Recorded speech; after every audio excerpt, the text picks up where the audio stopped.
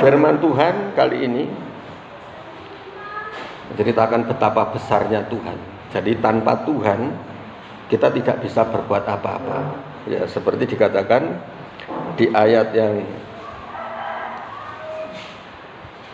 16 ini dikatakan seorang raja tidak akan selamat oleh besarnya kuasa. Seorang pahlawan tidak akan tertolong oleh besarnya kekuatan. Ya. Jadi raja tidak akan selamat oleh karena besarnya kuasa. Jadi raja pun ya kita lihat aja buktinya bahwa banyak kerajaan-kerajaan besar yang saat ini sudah musnah. Ayat 9, sebab dia berfirman maka semuanya jadi. Dia memberi perintah maka semuanya ada. Amin. Semuanya ini tunduk pada firman-Nya. Semuanya, ya semuanya itu bisa tunduk pada perintahnya, pada firman-Nya. Bukan cuma manusia, tetapi semua ciptaannya ini bisa tunduk pada perintah Tuhan. Ya buktinya apa? Ikan paus, ya ikan besar ya, kalau di Alkitab enggak disebut ikan paus. Yang menelan Yunus itu ikan besar. Nah, waktu Yunus diperintahkan ke Niniwe tidak mau, terus akhirnya dia dilempar ke laut. Firman Tuhan mengatakan atas perintah Tuhan, maka ikan itu menelan Yunus, tapi enggak dikunyah, cuma ditelan. Coba kalau dikunyah, Yunus tinggal jenazahnya, ya kan? Karena giginya besar-besar langsung cep. Nah, tapi yang luar biasa ini cuma ditelan saja atas perintah Tuhan. Memang Tuhan tidak sengaja membunuh, gitu ya. Nah ini. Terus ketika Yunus menyadari kesalahannya, Yunus menyadari salahnya, menyadari dosanya, dan atas pelanggarannya dia berdoa di dalam perut ikan. Dia berdoa, dia minta ampun sama Tuhan. Terus firman-Nya berkata, atas perintahnya ikan itu memuntahkan dia. Memuntahkannya di mana? Di daratan, dibawa ke darat, dibawa ke pantainya. Coba bayangin di tengah-tengah lautan terus dimuntahkan gitu. Ya tetap saja mati, ya kan? Tetapi yang luar biasa ini semuanya nurut sama Tuhan. Ikan pun diperintahkan, ayo muntahkan Yunus di pantai, jangan di tengah-tengah. Nanti disambar ikan tenggiri, ya kan? Ikan tenggiri kan ngeri banget, banyak duri-durinya ini. Ya. Tapi dimuntahkan di pinggir, di pantai. Nah, terus apa lagi yang menurut sama perintah Tuhan? Burung gagak. Burung gagak ketika Elia atau Elisa yang sedang kelaparan dipelihara oleh siapa? Burung gagak. Burung gagak ini membawa roti, terbang terus membawa roti kepada Elia. Nah, diambilnya terus dimakan. Jadi dipelihara oleh burung gagak. Jadi semuanya benar-benar nurut sama perintahnya. Amin. Nah, terus ada lagi yang dahsyat yang Tuhan nyatakan melalui Tuhan Yesus. Lewat apa itu? Lewat danau, gelombang di danau itu. Angin ribut di danau. Ketika Tuhan berkata, diam, tenanglah, maka semuanya diam. Amin. Akhirnya jadi tenang, laut pun jadi teduh. Itu makanya kita harus benar-benar bersandar dan berharap kepada Tuhan. Saat terjadi goncangan, saat terjadi badai, kalau Tuhan berkata diam, pasti akan diam. Amin. Tapi saat Tuhan berkata kerjakan, habisi dia, wah, itu yang bahaya. Kita benar-benar habis, ya kan? Nah ini makanya dikatakan sebab dia berfirman maka semuanya jadi. Jadi kalau dia berfirman maka semuanya jadi. Yang tidak mungkin akan menjadi mungkin, yang tidak ada bisa menjadi ada. Gitu ya. Ayat 10, Tuhan menggagalkan rencana bangsa-bangsa, bahkan rencana yang besar.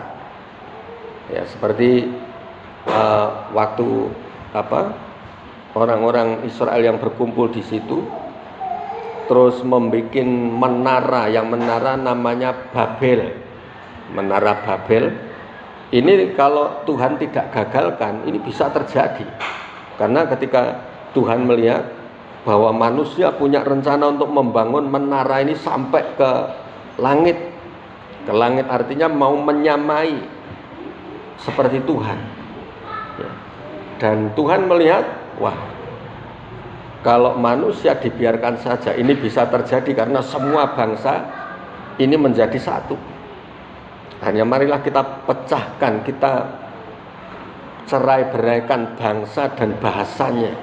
Jadi tadinya itu satu bangsa, satu bahasa, tetapi ketika Tuhan turun dipecah belah, bahasanya terpisah. Jadi mulai saat itulah seluruh dunia bahasanya berbeda-beda. Gitu ya, mulai dari situ, dari kejadian di Babel. Gitu ya.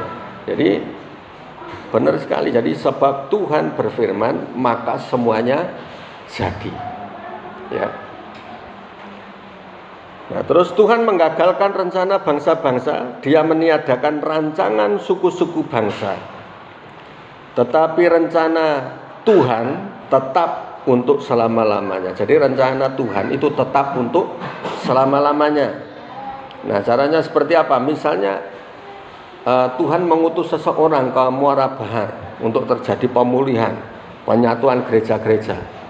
Misalnya yang diutus ini gagal, Tuhan bisa tetap utus orang lain, rencananya tetap terjadi. Ya, orangnya yang gagal, tapi Tuhan tidak pernah gagal. Amin. Jadi kadang-kadang yang diutus oleh Tuhan ini nggak sanggup lagi. Nah, ini nanti Tuhan akan gantikan yang lain lagi. Ya, ini. Jadi jangan jangan anggap, wah, katanya rencana Tuhan tidak pernah gagal. Kenapa untuk saya kok gagal? Nah, ini yang gagal bukan Tuhannya, tetapi kita yang gagal. Gitu ya. Ya, terus. Nah, tetapi rencana Tuhan tetap selama-lamanya. Rancangan hatinya turun temurun. Rancangan hatinya ini turun temurun. Amin. Jadi kalau kita takut akan Tuhan, rencananya ini bukan cuma untuk saya gitu. Misalnya saya Nano gitu. Rencananya bukan cuma untuk pribadi saya, tetapi setelah saya nanti benar-benar takut akan Tuhan dan menjalankan semua perintahnya, menjalankan firman-Nya, maka nanti akan turun ke anaknya. Anaknya bisa menjalankan lagi ke cucu-cucunya. Ya, turun temurun. Seperti Tuhan punya rencana terhadap Daud, karena Daud begitu takut dan mengasihi Tuhan, akhirnya turun kepada Salomo. Ya kan? Maka dikatakan bahwa kerajaanmu akan tetap selama-lamanya. Ya, kerajaanmu akan tetap selama-lamanya. Bahkan sebelum Daud meninggal, Tuhan sudah sampaikan bahwa nanti anakmu yang bernama Salomo itu yang akan mendirikan bait suci. Jadi semua rencananya turun temurun. Ya, Salomo turun lagi kepada anak-anak yang lain, kepada cucu-cucunya Daud. Nah, sampai kepada zamannya Tuhan Yesus, ini juga disebut keturunan Daud. Amin. Jadi rencana yang besar itu terjadi dan itu berkesinambungan, itu turun temurun. Nah, yang perlu kita tahu, rencana Tuhan sejak dari zamannya Adam, terus ke nabi-nabi yang lain, Abraham, terus Ishak, Yakub, dan seterusnya sampai ke Tuhan Yesus. Nah, ini diteruskan ke kita, ini generasi terakhir namanya, generasi terakhir. Itu seperti orang lari estafet gitu ya. Nah, jadi disambung, diberikan ke yang lain, ke anaknya lagi, ke anaknya. Mbak lihat ya, di ayat 13, Tuhan memandang dari mana? Dari surga. Memandang Perhatikan ini dari kata ini, berarti manusia ini memang makhluk yang istimewa di hadapan Tuhan. Amin. Kita ini istimewa. Coba lihat kanan kiri, ada yang minder karena penampilannya. Kamu ini istimewa, kamu ini luar biasa, ya kan? Nah, lihat. Nah, karena Tuhan memandang dari surga, Ia melihat semua anak manusia. Yang diperhatikan ini anak manusia. Karena apa?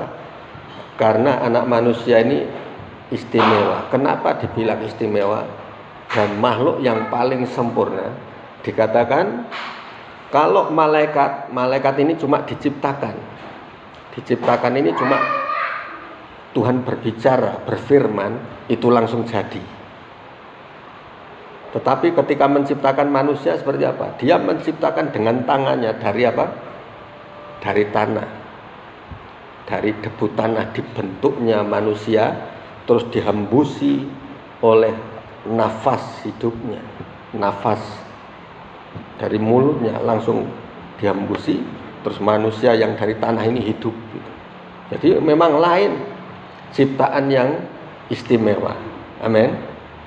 Jadi jangan anggap kita ini, wah, untuk apa aku hidup, ya kan? Kenapa aku dilahirkan seperti ini? Sudah jelek, hitam, tonggos, keriting mungkin kan. Yang lain rambutnya lurus-lurus, saya keriting sendiri. Atau yang lain keriting semua, kok saya lurus sendiri. Kebalik. Nah ini.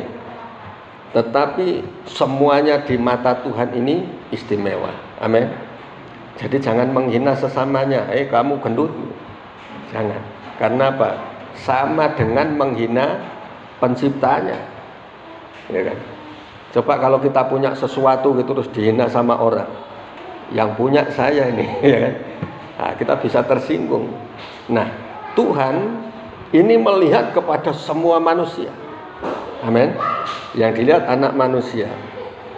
Nah, ayat yang ke-14, dari tempat kediamannya Ia menilik semua penduduk bumi.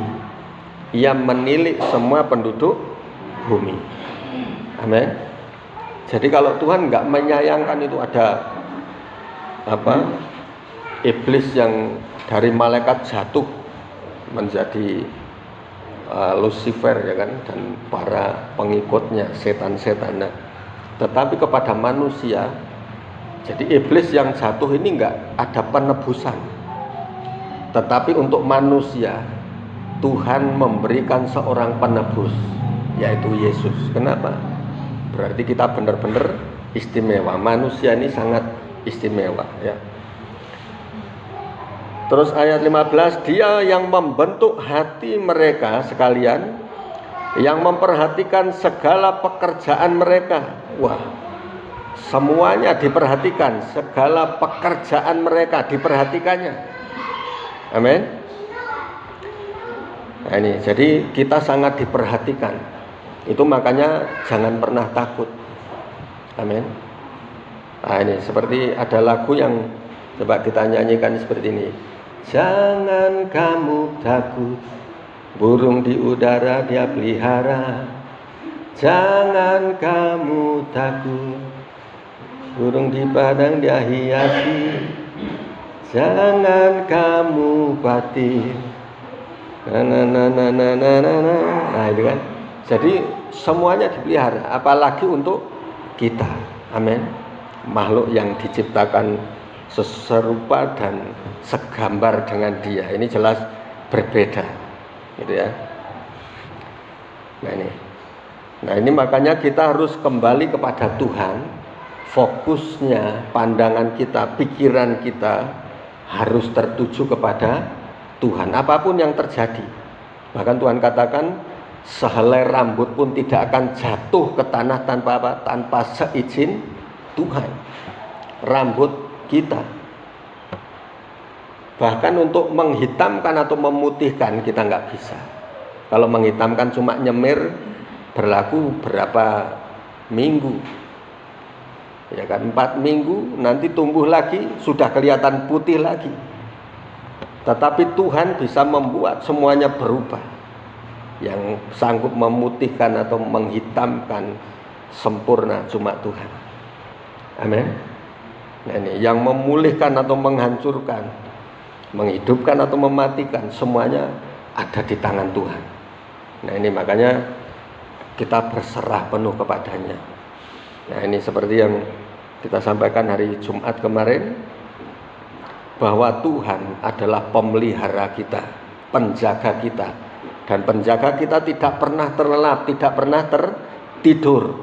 Dia selalu memandang kepada kita untuk memelihara kita. Nah, itu makanya apapun, kalau kita bersandar kepada pengertian dan kekuatan kita sendiri, maka semuanya akan sia-sia.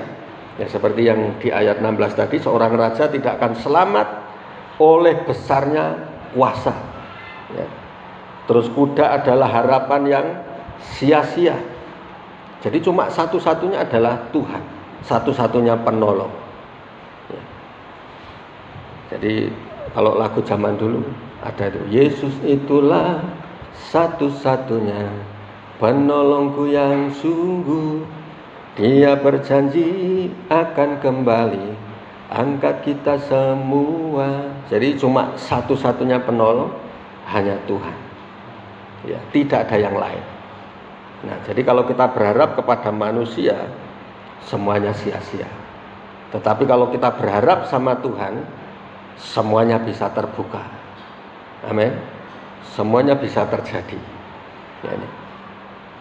Jadi dengan keadaan yang kita alami saat ini, keadaan ekonomi atau sesuatu yang terjadi, ini Tuhan akan pulihkan kalau kita berharap pada Tuhan.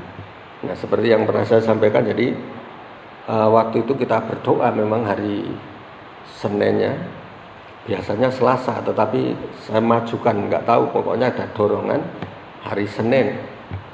Terus kita berdoa untuk Indonesia ini, coba mau terjadi apa, aja terjadi sesuatu. Nah, Tuhan perlihatkan untuk yang terutama ini di Pulau Sumatera, pokoknya dari utara sampai Sumatera Barat, Sumatera Selatan sampai Lampung, ini serat-serat bumi ini kelihatan, dan semuanya berubah menjadi ular. Terus ada yang menjadi naga. Nah, saya tanya Tuhan, apa artinya? Baru besoknya saya tahu, ternyata akan terjadi masalah soal ekonomi melalui hasil pertanian, hasil tanah.